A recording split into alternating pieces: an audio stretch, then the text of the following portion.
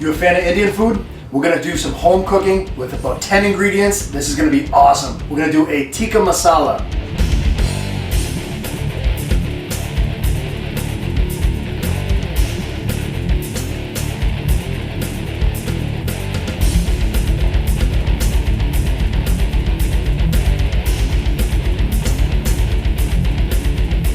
So about 2 weeks ago, I ordered some Indian takeout food, and one of the things that I find when I order it is we ordered a bunch of different dishes, and the more I went through them, the spicier they got, and that may not be appropriate for everybody. So one of the things that we're going to do here today is we're going to make something that's a little bit family friendly. We're going to make chicken tikka masala, which really doesn't have too much spice at all. It's a fragrant aromatic spice blend, but it doesn't have the heat. You can add as much heat as you want to it. So we're going to make that one dish today, and really the main ingredient is what's called garam masala, and it's 4 key spices, and it's coriander, cardamom, cumin, and cloves, and it's about equal portions of everything. Now, in true garam masala, there's more of a different blend. They add a couple other things to it to make it a signature spice, but if you put those 4 components, you can do a pretty good knockoff imitation version of it, and you know, I find that you really kind of capture the essence of the dish with those 4 ingredients. And again, it's equal parts. We've got about a little more than a teaspoon here in each for what we're going to do, but you can actually mix them together right in a bowl. But one of the things I wanted to talk about is how we get to this stage, the ground stuff.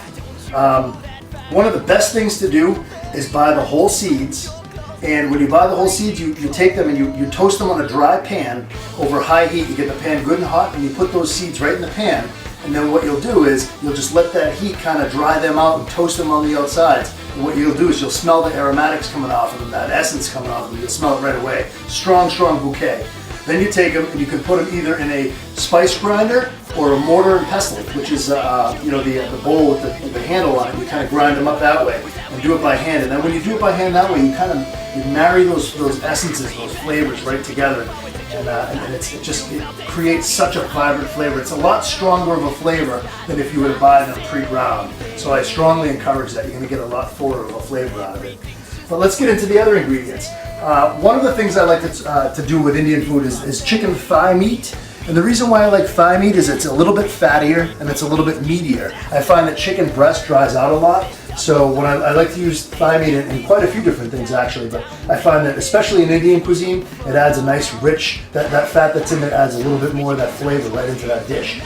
Then we have coconut milk. I have about a cup of coconut milk here and about a cup and a half of unflavored yogurt, just plain yogurt. I have half an onion julienne.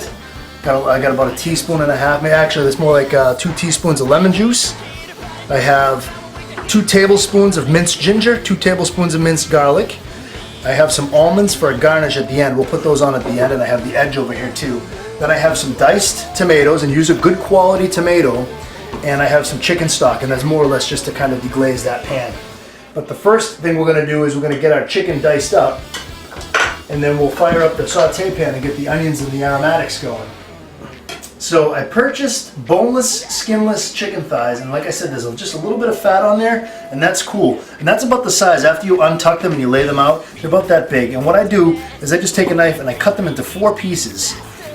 And the reason why is you like the big chunks to be right in there.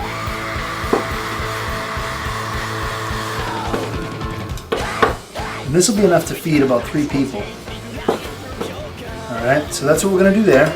Then while I get the pan heating up on low, I'm just going to add a teaspoon of vegetable oil. I said about a tablespoon of vegetable oil, I'm sorry. But the reason why I want to add a vegetable oil instead of olive oil, from what my research has told me, is the olive oil is a stronger flavor. And you don't want that flavor to be dominant in the dish. So you want something nice and light so the chicken and all the essences of Indian aromas are going to come through on that. So we've got the oil heating up. I'll take a cup of cornstarch and probably about a solid teaspoon of the edge right in there. And we're just going to mix that up. And then what we'll do is we're going to take that chicken that we just diced up and just give it a light flouring in that cornstarch. Just kind of bread it right in there. Make sure you cover all the surfaces. And then carefully, very carefully, place the chicken right into that oil. And we're going to get it nice and seared. And while it's going, We'll add our onions and our aromatics, and we'll saute the whole thing here. And it's okay if you have a little extra cornstarch in there because that's going to help to thicken that sauce when we get going.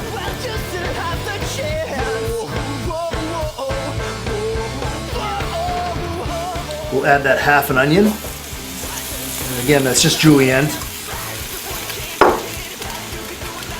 With 2 tablespoons of garlic. Oh yeah. And the 2 tablespoons of ginger. Right in there. And then what I'll do is I'll crank that pan up just a little bit more. I had it kind of on medium, and now we want to get a good saute on it. So we're going to let that pan come right up and get that browned up nice. What you want to do is as it's sauteing, give it a flip, brown up on all sides, let those onions start to break down a little. You don't want them to caramelize too much because then they'll turn brown. It'll not only will it alter the flavor of the dish, but they'll get kind of hard and the texture will be a little bit different in the sauce. And really in the Indian sauce, you kind of want that to break down. In fact, I've julienned them here. I've actually seen them fine dice so that way they almost disappear in the sauce. But I kind of like the onions in there myself.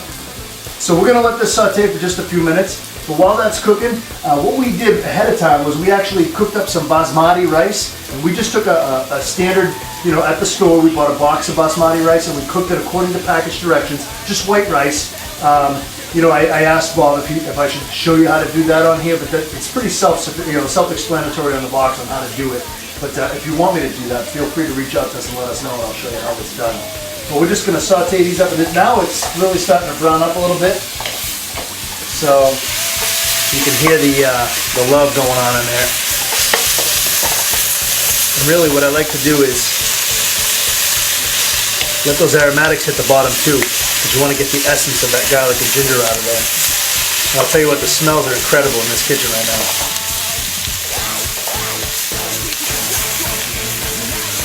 Oh man. Okay, so before I deglaze, and what I'm going to deglaze with is chicken stock, but before I do that, I'm going to add my 4 C's right into the pan. And now normally ahead of time, I separated them for you so you can see what they look like, but you can go ahead and mix this in a container. Like I said, equal portions of each. Mix them right into a container and put them away and write, garam masala right on there.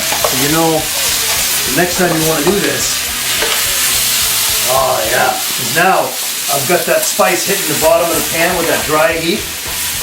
Oh man, it's bringing that aroma back to life. And now we want to deglaze a little bit and let that get to work. So I've got about 1.5 cups of chicken stock and 1 whole can of good quality diced tomatoes. Now you can use whole plum tomatoes if you like, and actually just break them down yourself. And now we're just going to let this kind of mellow out. And this is one of those stews. It's almost like a slow cooked kind of a meal. So you want to give yourself ample time. It's probably going to take you about a half hour to really kind of let this thing go and be where you want it to be. So one of the things I like to do, I told you 1.5 cups, but maybe keep a little extra chicken stock on hand, because one of the things I found is as it reduces nice and slow, you may want to add a little bit more to it. We're going to add our yogurt and our coconut milk a little bit later. A lot of traditional recipes don't call for coconut milk. I've seen it, I've done some Thai cooking, actually, if you watch the Pad Thai episode, and if you look at our vlog, on the chef's blog, my daughter and I actually made curry one time, and we use coconut milk. But I'm a huge fan of coconut milk in Indian food, so that's why I do it. But you can leave it out and just go with straight yogurt if you want. But you really want to watch that consistency, and that's why it wouldn't hurt to have a little bit of extra chicken stock on hand, just in case you need to add it to deglaze, to thin it down a little, because it does kind of tighten up, especially since we floured it in that cornstarch. But one of the things I wanted to mention, I'm just going to give this a little taste here real quick.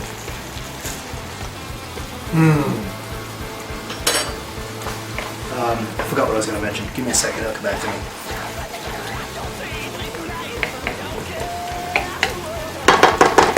Yeah, those flavors are nice. At this stage of the game, I'm going to add that lemon juice just so it kind of melds into the other flavors, because my biggest fear is anytime you have a cream, like a yogurt or a cream or milk, you add lemon juice, and those two, they do not play well in the sandbox together. So I like to kind of get that lemon juice kind of dispersed through the whole thing. Like I said, there's about 1.5 teaspoons, 2 teaspoons, and really what the lemon juice is for is to kind of bring out the other flavors. It's like you're not supposed to taste lemon juice. I've actually had Indian food where you can use the lemon zest if you don't want it to be that dominant. That's another great trick. Lemon zest or lemongrass, just to kind of get that essence out of it. And what it does is it really kind of enhances all those other flavors, and that's what you're going for.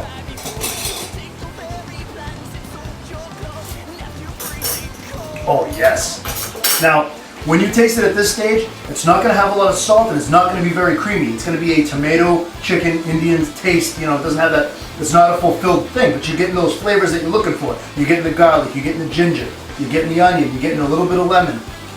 The strong Indian flavors. But be careful, because as you can see, the chicken stock really tightened up.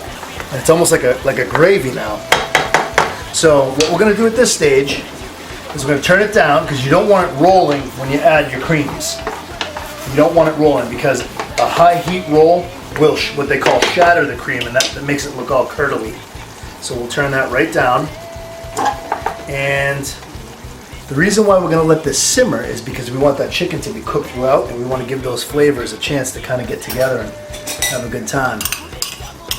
And that's the yogurt that I put in there, about 1.5 cups. And then we'll do the same with the coconut milk. So if you wanted to go with straight yogurt, you'd go with 3 cups of yogurt.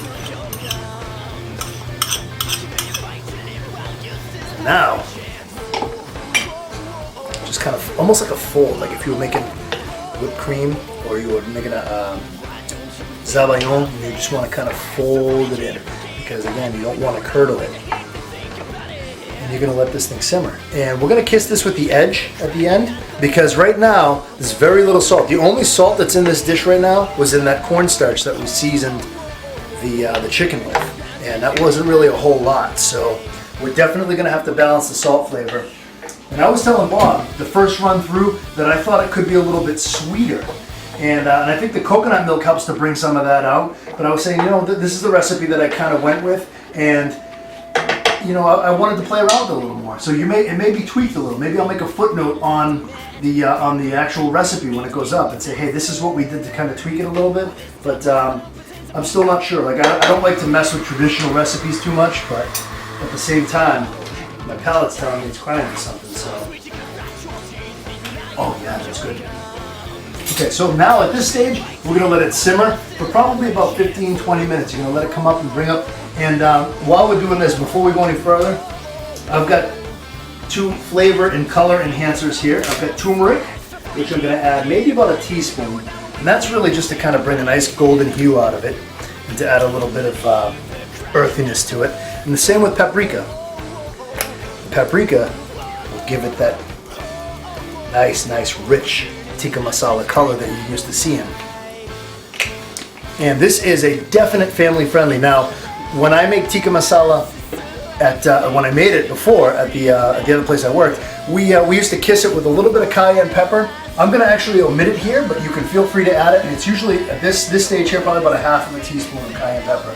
But like I said, the last time we ordered Indian food, everybody's like, oh. It was sweating, it was a mess. But this way here, everybody can eat it. It's absolutely delicious. So we're gonna let this simmer, and I'll show you in a couple of minutes what it looks like when it's all reduced down and cooked nice and slow. So we've let this simmer down for about 20 minutes, and we've got the consistency that we're looking for, and the chicken's good and cooked. Let's just give this flavor a taste here.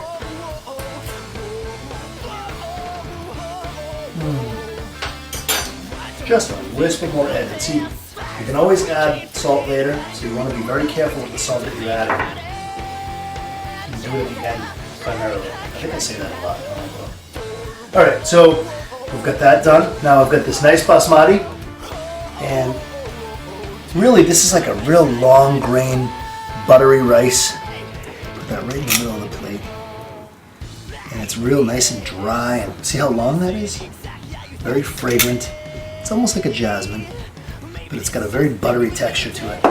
So we've got the rice down there, and we'll come over here and just drizzle some of this tikka masala right over the top. Oh yeah, look at that. And I used the slotted spoon, so I'm just going to drizzle a little bit more sauce right over the top there.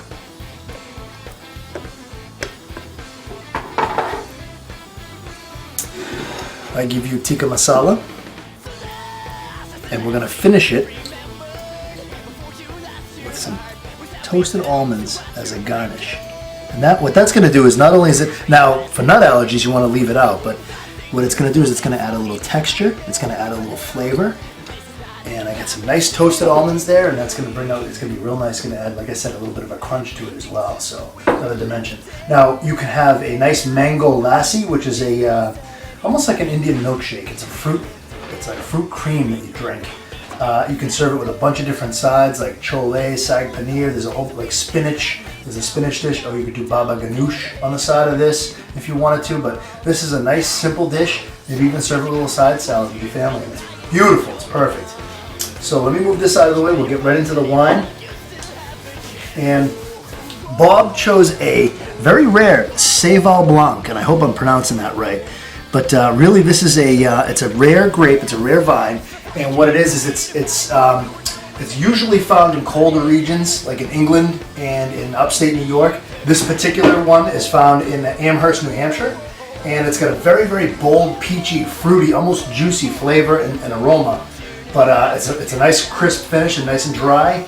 And so what we want to do is we want to pair it with that nice aromatic and flavorful and very bold, not spicy, but spicy in an earthy sense, not a heat sense. So we're going to pair a nice fruity wine, a nice dry white fruity wine with that bold spicy flavor. So that being said, I want to thank you for joining us in our magic, madness, and mayhem. We'll see you next time.